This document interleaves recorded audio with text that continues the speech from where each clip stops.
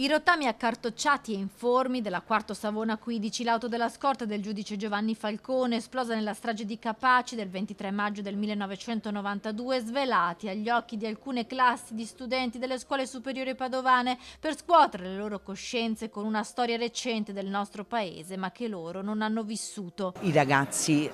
li dobbiamo informare perché vogliamo un paese sicuramente migliore di quello che abbiamo avuto in passato. Ad accompagnare la Quarto Savona 15 in questo evento che ogni anno gira l'Italia è Tina Montinaro, moglie di Antonio Montinaro, uno dei poliziotti della scorta di Falcone, morto insieme al giudice, a sua moglie Francesca Morvillo e ad altri due agenti, Rocco Cillo e Vito Schifani. Vuole essere un messaggio per i giovani,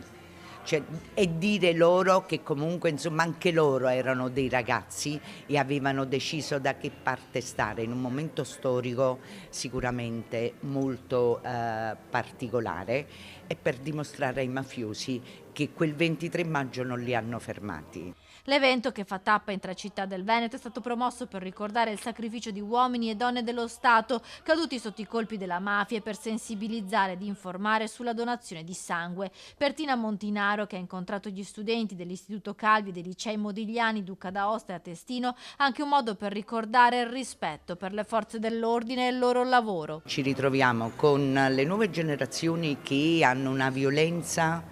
da fare paura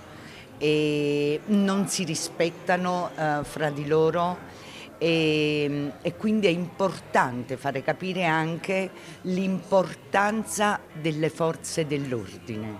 l'importanza dell'uomo che indossa una divisa e il rispetto per quelle divise. Che una volta che abbiamo conosciuto la storia ci consente di non commettere, di cadere in determinati errori che poi sono stati alla base degli anni di piombo, ancora oggi, ripeto, della criminalità organizzata, mafia, camorra, 'ndrangheta. Quindi importante questa giornata, questo incontro, quindi testimonianza, lavorare sulla costruzione di una memoria a favore di questi ragazzi.